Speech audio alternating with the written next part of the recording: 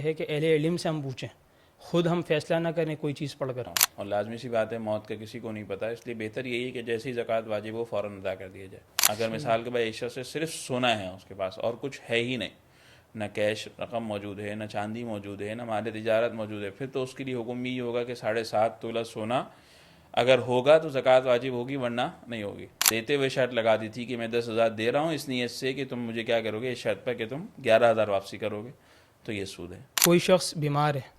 تو نماز ادا کرنے کا اس کا کیا طریقہ ہوگا؟ بیماری کی کس صورت میں نماز کو وہ چھوڑ سکتا ہے؟ اس ہنسی کی آواز خود بھی سنائی دی اور برابر والے کو بھی سنائی دی تو پھر نماز بھی ٹوٹ جائے گی اور وضو بھی ٹوٹ جائے گا۔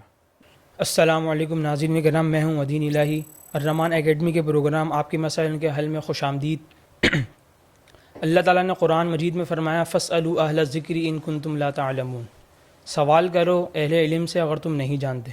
اس آیت میں اللہ تعالیٰ نے ہم سب کو اپنے سوالات اور اپنے دینی علم حاصل کرنے کے لیے جو حکم دیا ہے وہ یہ دیا ہے کہ اہل علم سے ہم پوچھیں،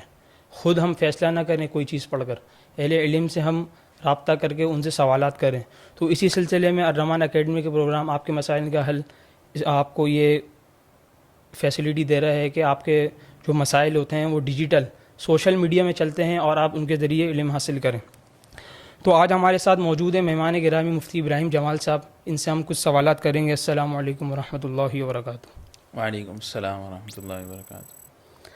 مفتی صاحب، سب سے پہلا سوال یہ ہے کہ نماز میں اگر ہنسی آ جائے تو نماز کا کیا حکم ہے؟ بسم اللہ الرحمن الرحیم۔ دیکھیں، نماز کے اندر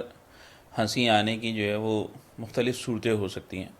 اگر تو نماز میں ہنسی آئی اور اتنی زور سے ہنس گیا کہ جس کی وجہ سے اس ہنسی کی آواز خود بھی سنائی دی اور برابر والے کو بھی سنائی دی تو پھر نماز بھی ٹوٹ جائے گی اور وضو بھی ٹوٹ جائے گا، نئے سرے سے وضو بھی کرنا پڑے گا اور نماز بھی۔ اور اگر اتنی زور سے ہنسا کہ خود اپنے آپ کو تو آواز آئی، برابر والے کو آواز نہیں گئی، تو اس صورت میں پھر صرف نماز ٹوٹ جائے گی، وضو نہیں ٹوٹے گا۔ اور اگر صرف مسکرایا ہے ہلکا سا تو پھر نماز بھی نہیں ٹوٹے گی اور وضو بھی نہیں ٹوٹے گا۔ اچھا، ایک سوال یہ بہت پوچھا جاتا ہے کہ جو نماز میں ہنسی آئی، جو آپ نے پہلی صورت بیان کری کہ برابر والے کو آواز چلی گئی، تو اس میں برابر والے کو آواز جانے کی مقدار کی ہنسی آئی یا برابر والا کوئی کھڑا ہوا تو اس کو آواز پہنچنا ضروری ہے؟ دیکھیں، مقصود یہ نہیں ہے کہ برابر والے کو سننا ضروری ہے۔ اب اگر ایک شخص اکیلے نماز پڑھ رہا ہے تو اس کا یہ مطلب تو نہیں ہے کہ وہ کوئی ڈھونڈ کے لائے گا بندہ۔ مقصد یہ ہے کہ اتنی زور سے ہنس جائے کہ اگر کوئی برابر کھڑا ہوتا تو اس کو وہ آواز چلی جاتی۔ اچھا، اگلا سوال یہ پوچھا ہے کہ کوئی شخص بیمار ہے تو نماز ادا کرنے کا اس کا کیا طریقہ ہوگا؟ بیماری کی کس صورت میں نماز کو وہ چھوڑ سکتا ہے اور بیماری کی کس صورت میں وہ نماز بالکل اس کے اوپر سے ختم ہو جائے گی؟ تو اس کی تھوڑی تفصیل بیان کرنا ہے۔ دیکھیں، نماز ایسا حکم ہے شریعت کا جو کسی بھی حال میں معاف نہیں ہے، اور یوں کہا جائے کہ شریعت گویا کہ یہ لازم قرار دیتی ہے کہ انسان اس کو ادا ضرور کرے، چاہے وہ شخص کتنا ہی بیمار کیوں نہ ہو جائے۔ البتہ اگر کوئی شخص ایسی بے ہوشی کے عالم میں چلا جائے، یعنی بے ہوش ہو جائے، اور اس پر 1 دن سے زیادہ کا وقت گزر جائے، یعنی 5 نمازوں سے زیادہ کا وقت اگر وہ بے ہوش رہا تو پھر اس وقت کی نمازیں اس پر سے معاف ہو جائیں گی۔ البتہ اس کے علاوہ اگر کوئی شخص بیمار ہے تو اس کے لیے حکم یہ ہے کہ وہ نماز ادا کرے گا، چاہے وہ جس طرح ادا کر سکتا ہے۔ یہ ضروری نہیں ہے کہ کھڑے ہو کر نماز ہی پڑھنی پڑے گی۔ اگر ایک شخص مثلا کھڑے ہو کر نماز ادا کرنے پر قادر نہیں ہے، نہیں کر سکتا، لیکن بیٹھ کر نماز پڑھ سکتا ہے تو بیٹھ کر پڑھ لے، اور اگر بیٹھ کر بھی نہیں پڑھ سکتا تو لیٹ کر پڑھ لے، اور اگر لیٹ کر بھی نہیں پڑھ سکتا تو اشارے سے ادا کر لے۔ رکوع نہیں کر سکتا تو رکوع اشارے سے کر لے، سجدہ نہیں کر سکتا سجدہ اشارے سے کر لے، یعنی نماز ادا کر لے بہرحال جس طرح بھی اس کے لیے صورت ہو۔ اور ہر ایک اس کے اعتبار سے پھر رہنمائی بھی ضرور لے لے کہ میری یہ حالت ہے اور میں اس طرح نماز ادا کر رہا ہوں، تو آیا اس طریقے سے نماز میرا ادا کرنا صحیح ہوگا، یا اس حالت میں کس طرح نماز ادا کی جائے گی؟ پھر وہ تفصیلی حکم ہر ایک کے لیے الگ الگ ہو جائے گا۔ اچھا، اگلا سوال یہ کیا ہے کہ زکوٰۃ کا نصاب کیا ہے اور اس کو کس طریقے سے کیلکولیٹ کیا جائے گا، کس طریقے سے ادا کیا جائے گا؟ دیکھیں، زکوٰۃ کا نصاب ایک تو اگر کسی شخص کے پاس سونا ہے تو 7.5 تولہ سونا، اور اگر چاندی ہے تو 52.5 تولہ چاندی، یا اسی طرح وہ شخص جو تاجر ہے، تجارت کرتا ہے، تو اس کے پاس مال تجارت جو ہے وہ اتنی مقدار کا ہے یعنی اتنی مالیت کا ہے جو کہ 52.5 تولہ چاندی کی مالیت کے بقدر پہنچتی ہے، یا پھر وہ شخص کے جس کے پاس نقد رقم اتنی موجود ہے، تو اس صورت میں اس پر جو ہے وہ کیا ہے زکوٰۃ واجب ہو جائے گی۔ اور البتہ یہ بات ذہن میں رہے کہ اگر کسی شخص کے پاس ساری چیزیں ہیں، یا مثلاً 2 طرح کی چیزیں ہیں، یہ تو وہ نصاب ہے جب اس کے پاس الگ الگ ہو۔ اگر مثال کے بعد ایک شخص سے صرف سونا ہے اس کے پاس اور کچھ ہے ہی نہیں، نہ کیش رقم موجود ہے، نہ چاندی موجود ہے، نہ مال تجارت موجود ہے، پھر تو اس کے لیے حکم یہ ہوگا کہ 7.5 تولہ سونا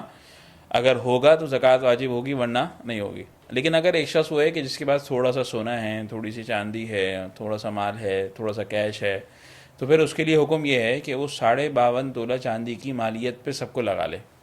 52.5 تولہ چاندی کی مالیت دیکھ لے بھی کتنی بنتی ہے، اور پھر اس کے بعد یہ دیکھ لے کہ اس مالیت کے اندر جو ہے وہ سونا میرے پاس کتنی مالیت کا ہے،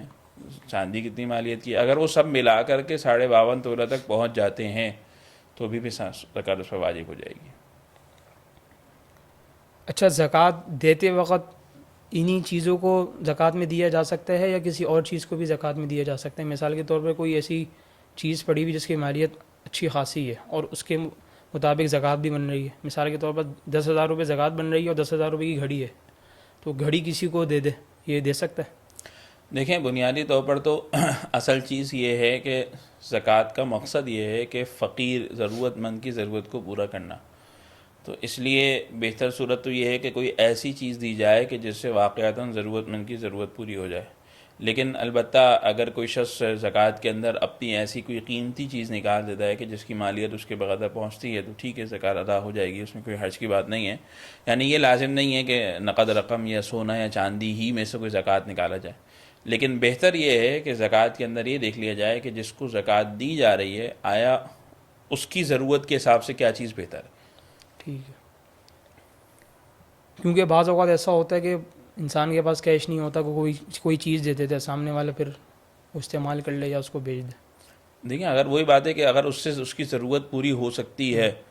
تو پھر زیادہ ٹھیک ہے، کوئی حرج کی بات نہیں ہے۔ البتہ اگر ضرورت نہ بھی پوری ہو لیکن اس کی طرف سے بہرحال زکوٰۃ ادا ہو سکتی ہے، کوئی حرج کی بات نہیں، زکوٰۃ ادا ہو جائے۔ لیکن افضل طریقہ یہ ہے، مثلا ایک شخص ہے، اس کو جو ہے وہ ضرورت ہے اناج کی، بھوکا ہے یا اس کے گھر میں ضرورت ہے، تو اگر اس کو اناج دے دیا جائے تو یہ زیادہ فضیلت والی بات ہوگی۔ ایک وہ شخص ہے کہ جس کو کپڑوں کی ضرورت ہے تو کپڑے دے دیے جائیں،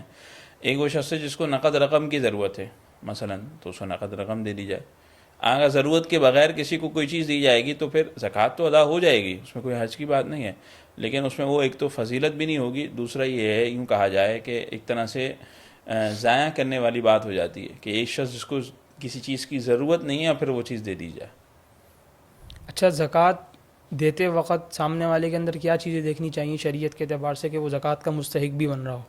تو ایسی کوئی شرائط ہیں یا؟ دیکھیں، جو زکوٰۃ کا نصاب ہم نے بتایا 52.5 تولہ چاندی، 7.5 تولہ سونا، اسی کے بقدر مال تجارت یا نقد رقم۔ اگر ایک وہ شخص ہے جس کے پاس یہ ساری چیزیں بھی نہیں ہیں، یہ ساری چیزیں نہیں ہیں یا کم ہیں، اسی طرح اس کے پاس کوئی زائد سامان بھی ایسا موجود نہیں ہے جس کی قیمت یہ بنتی ہو، تو اس صورت میں اس کو زکوٰۃ دی جا سکتی ہے، کوئی حرج کی بات نہیں ہے۔ البتہ یہ ضروری ہے کہ یہ دیکھ لیا جائے کہ بہتر صورت یہ ہے کہ ایسا ضرورت مند ہو کہ جس کو واقعتاً ضرورت ہو، تو اس کو دینا زیادہ بہتر ہے۔ یعنی بالواسطہ جو، یعنی بلا واسطہ جس کو ہم کہیں، ڈائریکٹلی کسی ضرورت مند تک اس کی ضرورت کی چیز پہنچا دینا۔ اچھا، بعض اوقات ایسا بھی ہوتا ہے آج کل کے سامنے والا ضرورت مند نہیں ہوتا، تو ایسے کیسے تلاش کریں ایسے بندوں کو کہ کوئی اس کی جو شرائط ہیں شریعت میں، دیکھیں یا شرائط صرف اس کو سامنے والے کے اوپر زبان پر اعتماد کر لیں؟ دیکھیں، صرف ظاہری حال پر اعتماد کر لینا اگرچہ کافی ہوگا، لیکن بہتر صورت یہ ہے کہ تھوڑا سا تلاش کرے، کوشش کرے کہ جب میں اپنی زکوٰۃ ادا کر رہا ہوں تو میں یہ دیکھ لوں کہ واقعتاً کون ضرورت مند ہے اور کون نہیں ہے، اور تھوڑا سا تلاش اگر کرے گا تو اس کو مل جائے گا، اس میں کوئی حرج کی بات نہیں، کوئی ایسا مشکل کام نہیں ہے یہ۔ دنیاوی اعتبار سے انسان جو ہے وہ اگر اپنا علاج کرانا ہو تو اچھے سے اچھا ڈاکٹر تلاش کرتا ہے، کوئی اور کام ہو تو اچھے سے اچھا جو ہے وہ اس کا سبب تلاش کرتا ہے کہ کہاں سے میرا یہ کام ہو جائے گا، اس کو تلاش کرتا ہے۔ اسی طرح ہم اگر دین کے کاموں کے اندر بھی اس کو تلاش کریں گے، دیکھیں گے، غور کریں گے، تو ہمیں بخوبی یہ چیزیں مل بھی جائیں گی اور ہمارے لیے کام بھی آسان ہو جائے گا۔ آج بنیادی طور پر فقہاء علماء کا یہ لکھنا ہے، مطلب بہت سارے کا یہ کہنا ہے کہ اگر زکوٰۃ کو صحیح طور پر ادا کر لیا جائے تو بہت کچھ ضرورت مندوں کی ضرورت پوری ہو جائے۔ اچھا، زکوٰۃ کے پیسے مسجد کی تعمیر میں لگا سکتے ہیں؟ کسی مسجد کی تعمیر میں، کسی بھی تعمیر میں، مدرسے کی کوئی بھی؟ دیکھیں، بنیادی طور پر زکوٰۃ کے لیے ضروری یہ ہے کہ سامنے والے کو مالک بنایا جائے، ضرورت مند کو مالک بنایا جائے۔ لہذا اگر ایسی کوئی صورت ہو کہ جہاں پہ اس کو مالک نہیں بنایا جا رہا، مثلا مسجد کی تعمیر ہے، لازمی سی بات ہے کہ مسجد کے اندر جو ہے وہ کوئی مالک نہیں ہے، اسی طرح مدرسے کی تعمیر ہو رہی ہے، مدرسے کی تعمیرات پر لگا دیا، تو تعمیرات کا مالک کوئی نہیں ہے، لہذا وہاں پہ زکوٰۃ نہیں لگ سکتی، وہاں زکوٰۃ نہیں دے سکتے۔ زکوٰۃ کے لیے ضروری یہ ہے کہ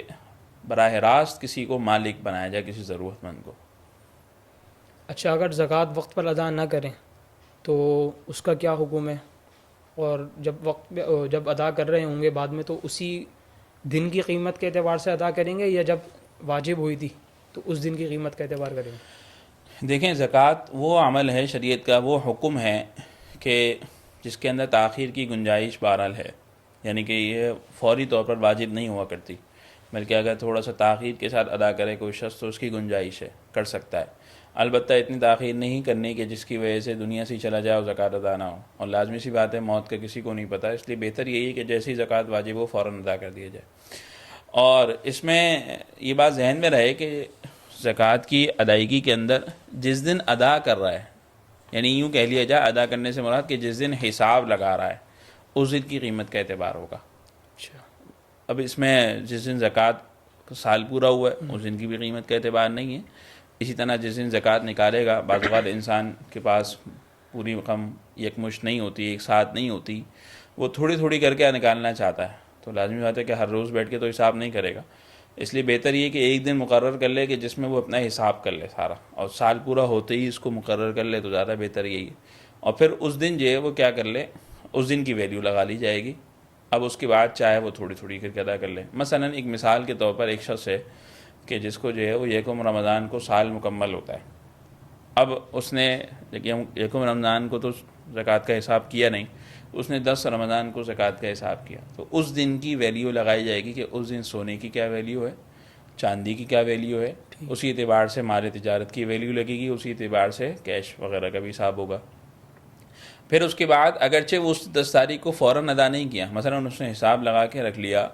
کہ میرے اوپر 20,000 روپے زکوٰۃ واجب ہے،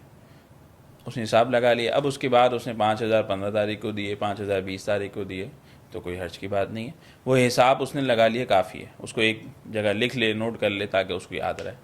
اچھا، زکوٰۃ اگلے کئی سالوں کی بھی ادا کر سکتے ہیں اگر اس کے پاس سہولت ہے، آگے کئی اگلے سالوں کی زکوٰۃ ادا کر دی؟ دیکھیں، زکوٰۃ پیشگی ادا کی جا سکتی ہے، لیکن حساب لگانا پڑے گا ہر سال، بغیر مطلب اگر اگلے سال کی زکوٰۃ دے دی ہے تو ٹھیک ہے، کوئی حرج کی بات نہیں ہے، زکوٰۃ کو ادا ہو گئی، لیکن اس میں اگلے سال جب آئے گا، جس دن سال پورا ہوگا اس دن حساب لگایا جائے گا کہ آیا جو زکوٰۃ نکالی تھی وہ برابر تھی، یعنی پوری تھی، کمی تو نہیں رہ گئی اس میں، اگر کمی رہ گئی ہے تو اس کو پورا کیا جائے گا، اور اگر پوری تھی تو ٹھیک ہے، اور اگر زیادہ نکالی ہے اور نیت صرف ایک ہی سال کی تھی تو ٹھیک ہے، زیادہ ادا ہو گئی، بقیہ رقم اوپر سے صدقہ ہو گئی اس کی طرف سے۔ اگر کئی سالوں کی نیت کی ہوئی ہے تو اگلے سال میں اس کو شمار کر لیں گے۔ یعنی کہ جتنی بھی پیسے دیے ہوئے تھے اس کو مائنس کرتا رہے گا، اور جو زیادہ بچ رہیں گے وہ دیتا رہے گا۔ جی، جزاک اللہ۔ اچھا، اگلا سوال یہ پوچھا ہے کہ حج کے بارے میں پوچھا ہے کہ ہر مسلمان پر حج فرض ہے، یا اس کا کوئی نصاب ہے کچھ شریعت کے؟ دیکھیں، اس کے لیے اللہ تعالیٰ نے قرآن کریم میں صاف طور پر اس کے متعلق فرمایا کہ وَلِلَّهِ عَلَى النَّاسِ حِجُّ الْبَيْتِ مَنِ اسْتَطَاعَ إِلَيْهِ سَبِيلًا، کہ بیت اللہ کا حج لازم ہے اس شخص پر کہ جو استطاعت رکھتا ہے، یعنی جو وہاں تک پہنچ سکتا ہے، جس کے پاس وہاں تک پہنچنے کے لیے اسباب موجود ہیں۔ اب یہ ہر زمانے کے اعتبار سے الگ الگ ہو سکتے ہیں، آج کے زمانے میں دیکھا جائے تو حکومت کے اعتبار سے لازمی سی بات ہے کہ جو پیکیج ہوتا ہے حج کا وہ اس کے پاس اس کے بقدر رقم ہونی چاہیے، ویزا ہو، اس کے علاوہ جو ہے وہ گھر پہ اگر گھر والے پیچھے ہیں تو ان کے لیے